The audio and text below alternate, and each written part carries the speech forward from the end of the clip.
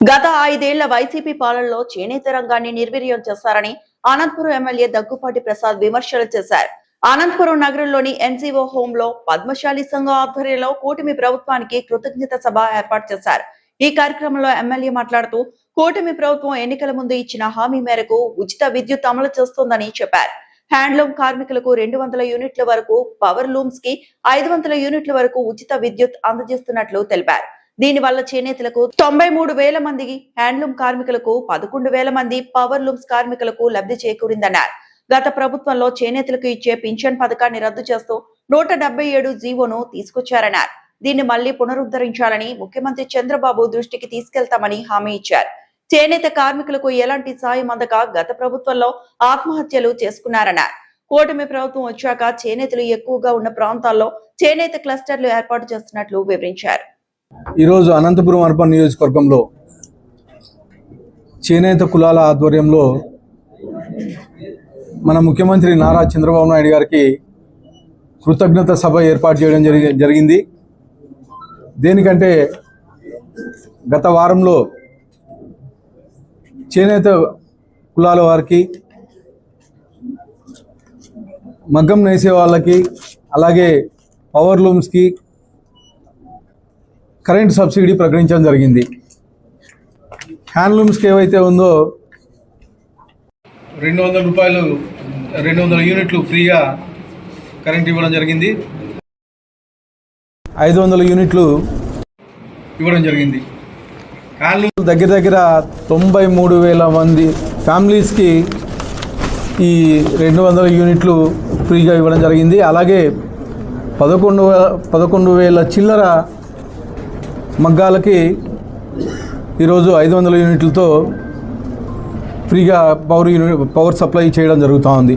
అంటే ఏదైతే మేము ఎలక్షన్స్లో భాగంగా మా ముఖ్యమంత్రి నారా చంద్రబాబు చెప్పారో ఈరోజు ఈ ఫ్రీ పవర్ ప్రకటించడం జరిగింది. ముఖ్యంగా గత 5 ఏళ్లలో చేనేత పరిశ్రమ, చేనేత కార్మికులు రోడ్డు పడే పరిస్థితి జగన్మోహన్ రెడ్డి కల్పించారు. అంటే ఎక్కడే కానీ చేనేత పరిశ్రమలు కానీ, చేనేత కార్మికులు కానీ గత 5 ఏళ్లలో ఎక్కడే కానీ ఒక రూపాయి ఇచ్చి ఆదుకున్న దాఖలాలు లేవు. వాళ్ళకు వచ్చే పెన్షన్స్ కానీ 117, 177 జీవో తీసుకొచ్చి వాళ్ళకి పెన్షన్స్ కానీ రాకోకుండా చేయడం జరిగింది గత ప్రభుత్వం.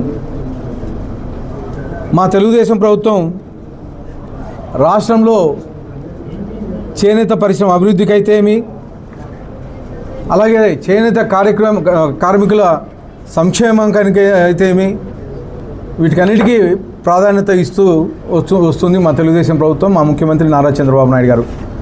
ముఖ్యంగా మంగళగిరి నియోజకవర్గంలో మా యువ నాయకుడు, ఐటీ శాఖ మంత్రులు, మా భవిష్యత్తు నాయకుడు నారా లోకేష్ గారు ప్రాతినిధ్యం వహిస్తున్నటువంటి మంగళగిరిలో చేనేత కార్మికులు ఎక్కువగా ఉన్నారు.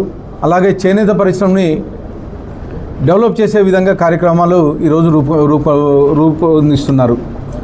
ముఖ్యంగా ఎక్కడైతే గత 5 ఏళ్లలో ఇబ్బంది పడ్డారో, ప్రొద్దుటూరులో అయితేమి, మంగళగిరిలో అయితేమి, ధర్మవరంలో అయితేమి, గత 5 ఏళ్ళలో అనేక మంది ఆత్మహత్యలు చేసుకున్నారు.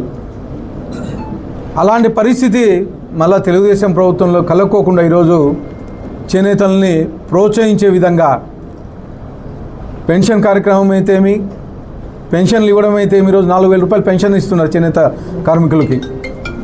అలాగే 200 యూనిట్లు సబ్సిడీ పవరు, 500 యూనిట్లు మగ్గాలకి, మరుమగ్గాలకి సబ్సిడీ ఇస్తున్నాం. ఇవే కాకుండా కొత్త టెక్స్టైల్ పార్కులు తీసుకొస్తున్నారు.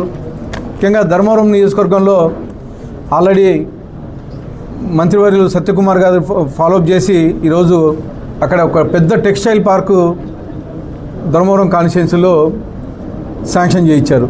అంటే వచ్చే 5 ఏళ్లలో ఎక్కడైతే అనంతపురం జిల్లాలో, ఉమ్మడి అనంతపురం జిల్లాలో టెక్స్టైల్ ఈ చేనేత కార్మికులు ఉన్నారో వాళ్ళందరికీ ఉపాధి కల్పించే విధంగా, అంటే ఈరోజు చేనేత కార్మికుల పరిస్థితి ఏంటంటే దయనీయ పరిస్థితి గత 5 ఏళ్లలో. అలాంటి పరిస్థితి రాకోకుండా ఈరోజు ఎక్కడికక్కడ టెక్స్టైల్ పార్కులు నిర్మిస్తున్నారు.